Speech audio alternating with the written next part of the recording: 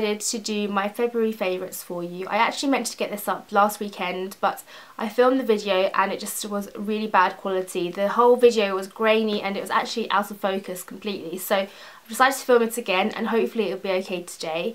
With regards to my February favourites, there's not actually that much to show you. There's literally 5 things, so it's going to be quite a short and sweet video, but I wanted to show you the things anyway. So let's start with the makeup items. I've got 2 cheek products to show you because I've recently been rediscovering my love wearing things on my cheeks. I tend to go through phases of whether or not I wear things on my cheeks. Sometimes I wear blush, sometimes I wear contour, sometimes I don't do anything at all, and towards the end of last year I just wasn't wearing anything on my cheeks. And if you look at videos from about September onwards, you'll see that I just really wasn't wearing anything on my cheeks. And while I liked it then because it saved me lots of hassle and I found it looked alright, looking back now it kind of made my face look very dimensionless. I just didn't have any colour on my cheeks, I didn't have any contour, just had a very bland dimensionless face. So this month I was experimenting with some cheek products and I found some that I really like. The first one is this one by MUA and this is the shade Cupcake. How cute is that name?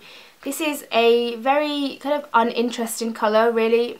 Not uninteresting, it's just a very standard colour. Lots of brands do colours similar to this, so this isn't very unique, but it's a really nice, this is a pinky peach colour. It's really pretty and it just gives a really nice natural flush of colour to the cheeks, so it just kind of brings some life back into your face after you've concealed everything with your foundation and base. This is a matte colour which I like, so there isn't any shimmer kind of sinking into my pores and kind of spreading around the rest of my face, and it just adds a really nice glow to the cheek.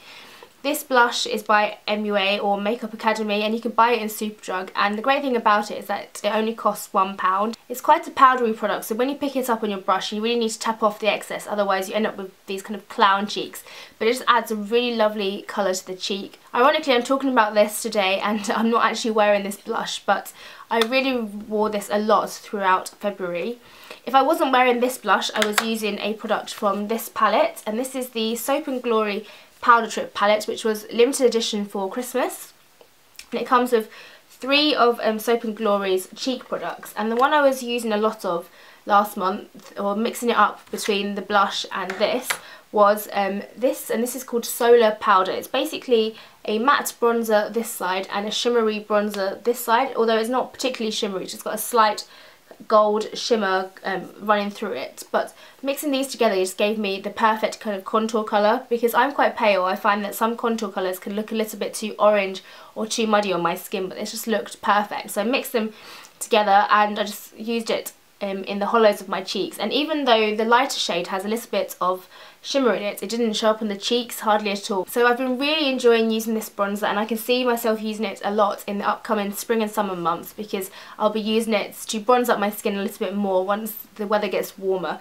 So I really like this and would definitely recommend the Soap & Glory cheek products. Next favourite is a nail varnish, and it's this by Chanel. It's the shade 455 Lotus Rouge, and this is just a beautiful red raspberry colour, or raspberry red colour. It's not your typical raspberry because it doesn't have a lot of pinkness in it. It's a lot more red, but it's not as dark as your kind of black red colours. It's just a nice berry red, and I really like this. The colour is absolutely gorgeous and the application is really easy as well. Chanel nail polishes have this really wide and flat brush, a bit like the new Essie ones or the Rimmel 60-second ones. I'm not 100% sure of the range, but it's basically a very flat and wide brush, so it's very easy to paint your nails in like 1 or 2 swipes, and it dries super quickly as well. And another great thing about this is that the colour is opaque in one coat as well, which I really like because I'm one of those impatient people that hates waiting around for one layer to dry before I can paint the other. So I really like this. I've been wearing it a lot this month. The only thing I don't like about this nail varnish is that it chips so easily. I mean, I have to admit I don't wear a top coat on top of it, but this just chipped majorly within 1 day. I find that some nail varnishes without a top coat chip a little bit on the tips after 1 day or so, but this just chipped really badly after 1 day. But it hasn't stopped me from wearing this. I just repaint over the nail that's chipped. It's just such a nice shade for winter, and I think it's quite versatile as well. You can wear it all year round. It's not one of those really dark shades that only suit the colder months. It's just a really nice kind of red without being your typical postbox red. So the last 2 things are skincare items, and I've got 2 here to show you. The first one is the Origins Drink Up Intensive Overnight Mask.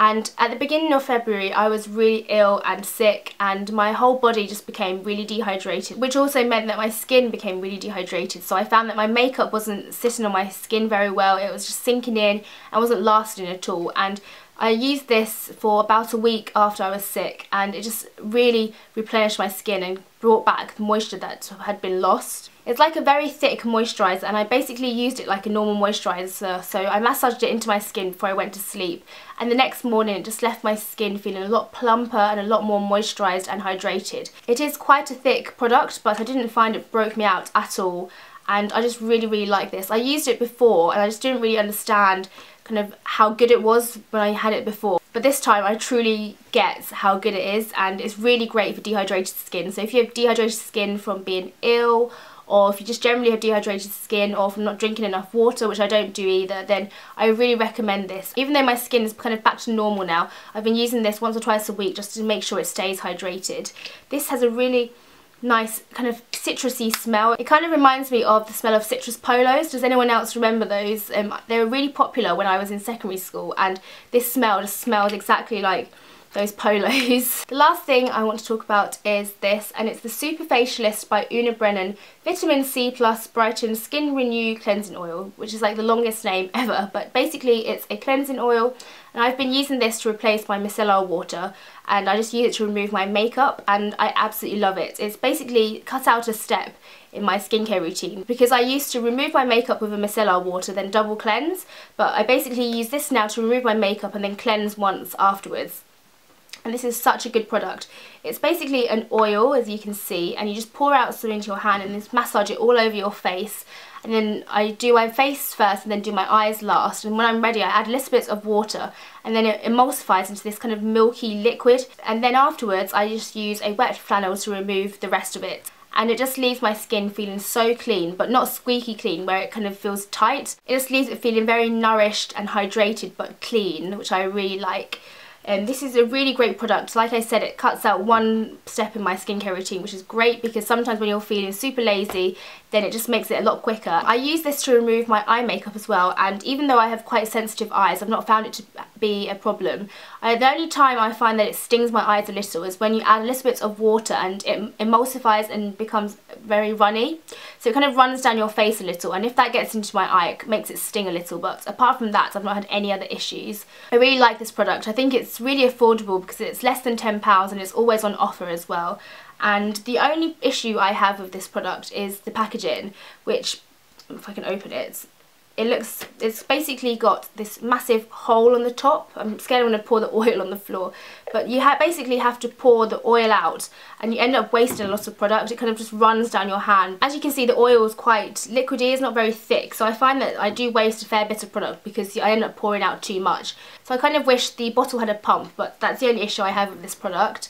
So that's about it for my February favourites. My random favourite for this month has to be YouTube, because I am really enjoying uploading more regularly now. I've decided to try and upload once a week on a Saturday or a Sunday, even though this video is probably not going to go up on a Saturday or a Sunday. I kind of failed at that already, but my plan is to get one up on a Saturday or a Sunday, and knowing that I have to do that for the weekend, I'm going to try and have everything ready by then, so I literally just have to upload. I'm going to try and film, edit, find music, get my thumbnail and all that stuff, so I'm ready. And by having a routine, I think it will make it easier to upload more regularly, and I'm really enjoying uploading regularly because I get some really nice comments. I've gained some new subscribers and it's just a lot of fun. So I just wanted to say a quick thank you to all of you.